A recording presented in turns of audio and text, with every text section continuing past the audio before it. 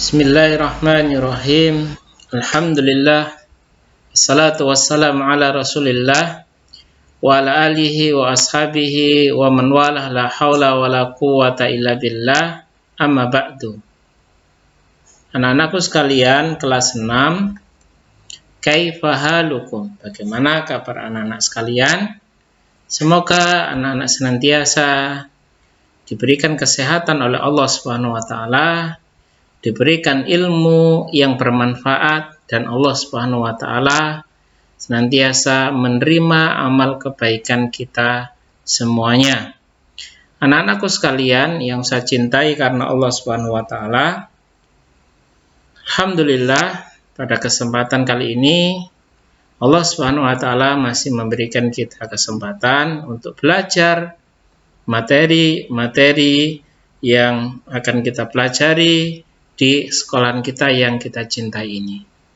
Anak-anak, materi kita pada kesempatan kali ini adalah materi fikih.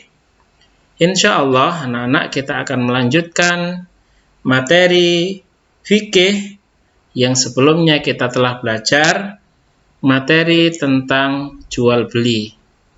Yaitu yang pembahasan terakhir adalah jual beli yang dilarang. Insya Allah pada kesempatan kali ini kita akan belajar materi yang terakhir di semester 1 ini. Apa itu? Yaitu materi tentang tata cara sewa menyewa. Ya, tata cara sewa menyewa. Setelah materi ini selesai, anak-anakku sekalian, kita akan mengadakan ulangan harian, yaitu materi pemantapan dari materi-materi yang kita pelajari. Baik anak-anakku sekalian yang saya cintai karena Allah Subhanahu wa taala, tentang tata cara sewa menyewa. Apa sih sewa menyewa itu? Ya, kita lihat pengertian sewa menyewa. Pengertian sewa menyewa. Baik, sewa menyewa atau disebut dengan ijarah, ya, disebut dengan ijarah. Apa sih pengertiannya? Pengertiannya adalah imbalan yang harus diterima oleh seseorang atas jasa yang telah diberikannya. Jadi jasa yang telah diberikannya dia harus terima. Apa saja jasa? Bisa berupa ya tenaga, ya, atau pikiran, atau tempat tinggal, rumah. Ya, kalau kita misalkan berlibur ke sebuah tempat, kita menyewa rumah, ya. Nah, ada bayar sewanya, atau kendaraan dan lain sebagainya. Jadi imbalan yang harus diterima oleh seseorang atas jasa yang telah diberikannya, baik itu tempat tinggal, tenaga, dan lain sebagainya tadi. Nah, bagaimana kalau tidak diberikan? Maka hukumnya haram, tidak boleh. Ya, maka anak-anak harus mengerti tentang pengertian sewa menyewa ini, atau yang disebut dengan ijarah. Baik, itu pengertiannya. Berikutnya, anak-anakku sekalian, saya cintai karena Allah Subhanahu wa taala,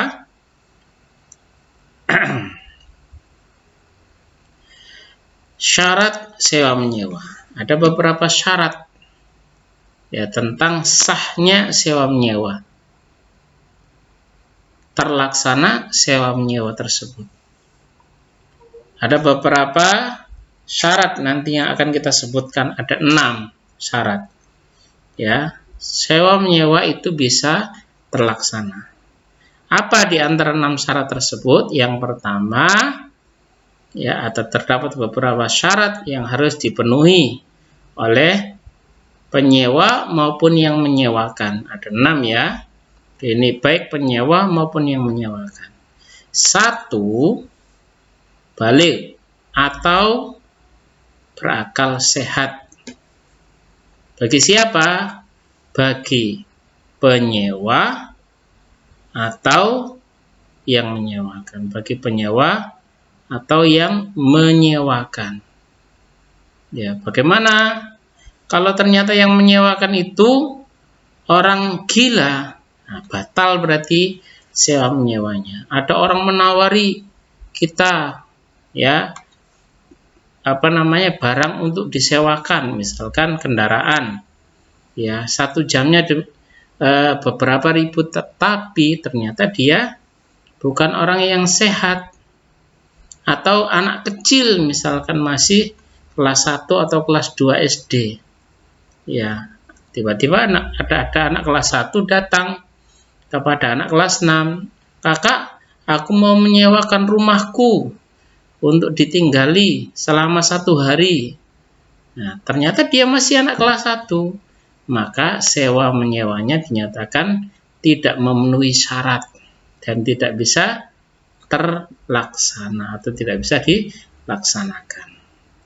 Baik. Berikutnya, anak-anakku sekalian, ya, di antara syarat sewa menyewa yang kedua adalah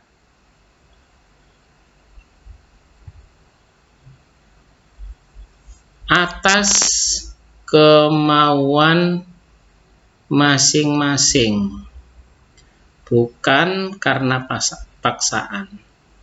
Ya, tidak boleh dilaksanakan dengan paksaan, harus atas kemauan masing-masing. Ya, misalkan ada orang mau menyewa rumah, ya, rumahmu boleh nggak saya sewa? Tapi dengan paksaan, dengan ancaman, maka otomatis, ya, sewa menyewa tidak memenuhi syarat dan sewa menyewa tersebut tidak bisa terlaksana sesuai dengan syariat, bisa dibatalkan atau batal, ya, karena ada unsur paksaan. Baik, berikutnya yang ketiga, syarat yang ketiga, barang sewaan, ya, barang sewaan adalah hak sepenuhnya bagi orang yang menyewakan.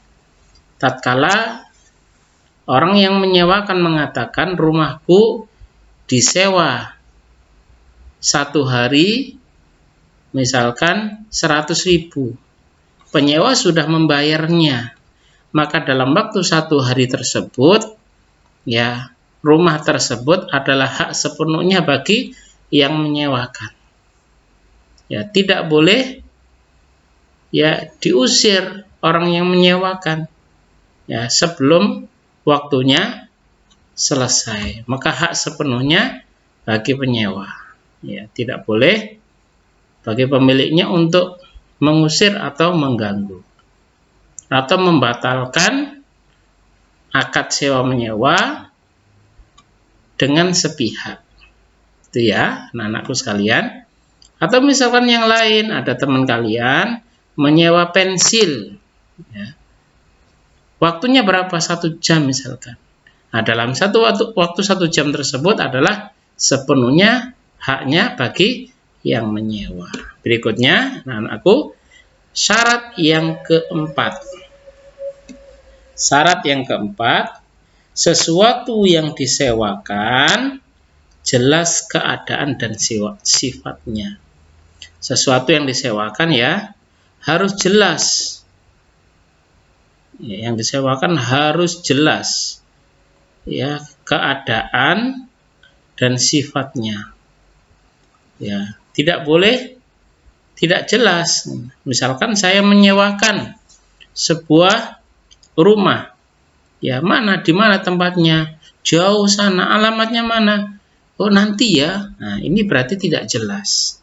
Sifatnya tidak konkret, tidak disebutkan. Ya, harus jelas keadaannya seperti apa, sifat-sifatnya seperti apa, bisa nggak dimanfaatkan. Saya menyewakan sepeda, tapi keadaan sepedanya rusak, nggak bisa dipakai. Nah, otomatis tidak memenuhi syarat sewa menyewa. Harus jelas. Ketika kita mau menyewakan barang harus jelas. Manfaatnya apa, keadaannya bisa dimanfaatkan atau tidak. Baik. Berikutnya, ya, di antara syarat yang kelima dari syarat sewa menyewa adalah manfaat yang akan diambil dari sewa menyewa adalah barang atau jasa tersebut harus diketahui secara jelas. Ya, harus diketahui secara jelas oleh kedua belah pihak. Tidak boleh ya ngambang, tidak boleh masih suatu yang ragu. Ya. Itu ya, manfaat yang akan diambil. Ya, manfaat yang akan diambil harus jelas, harus bisa menggunakan. Misalkan ada orang menyewakan mobil, ya, ternyata ada cara mengoperasikan barang tersebut itu ada sesuatu yang asing, ya, tidak dijelaskan kepada penyewa, maka ini tidak boleh, harus dijelaskan manfaatnya barang ini apa, manfaatnya ini apa, biar orang yang menyewa bisa menggunakannya. Berikutnya, anak-anakku sekalian, ya, dari syarat yang keenam dari sewa menyewa adalah waktu sewa, harga sewa, dan cara pembayaran sewa harus ditentukan dengan jelas dan disepakati. Waktunya kapan? Harganya berapa? Membayarnya di depan atau di akhir? Ya, harus ditentukan dengan jelas dan disepakati oleh kedua belah pihak. Kalau tidak jelas, nanti ada unsur penipuan. Ya, tidak boleh. Harus jelas disepakati ketika itu. Nah, ini anak-anakku sekalian yang saya cintai karena Allah Subhanahu wa taala. Saya kira sangat jelas ya tentang sewa menyewa. Ini anak-anak harus tahu, ya, harus mengerti. Karena anak-anak kelas 6 ini anak yang sudah besar. Ya, ketika nanti melanjutkan di SMP, ya, anak-anak sudah paham tentang tata cara jual beli, tata cara sewa menyewa. Nah, biar tidak ada kesalahan di dalam melaksanakannya. Satu ulangi lagi tadi ya, syarat sewa menyewa adalah yang pertama balik dan berakal sehat. Yang kedua, ya, atas kemauan sendiri, tidak ada paksaan. Yang ketiga, barang sewaan adalah hak sepenuhnya bagi orang yang menyewakan. Yang keempat, sesuatu yang disewakan jelas keadaan dan sifat-sifatnya. Ya, sifat-sifatnya jelas. Yang kelima, manfaat yang akan diambil dari sewa menyewa adalah barang atau jasa tersebut harus diketahui secara jelas oleh kedua belah pihak.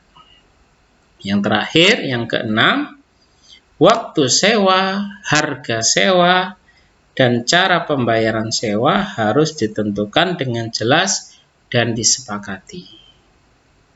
Baik, itu dari materi tentang tata cara sewa menyewa. Baik, untuk tugas pada pelajaran kali ini, silakan anak-anak mengerjakan latihan pada halaman 37 di buku paket anak-anak. Ya, silakan dikerjakan. Kemudian seperti biasa difotokan, dikumpulkan ke Ustadz. Ustadz akan melihat hasil kerjaan anak-anak. Barakallahu fikum. Semoga Allah Subhanahu wa taala senantiasa memberikan keberkahan kepada anak-anak sekalian Ustaz akhiri dengan doa kafaratul majelis. Subhanaka Allahumma wa bihamdika asyhadu an la ilaha illa anta astaghfiruka wa atubu ilaik. Assalamualaikum warahmatullahi wabarakatuh.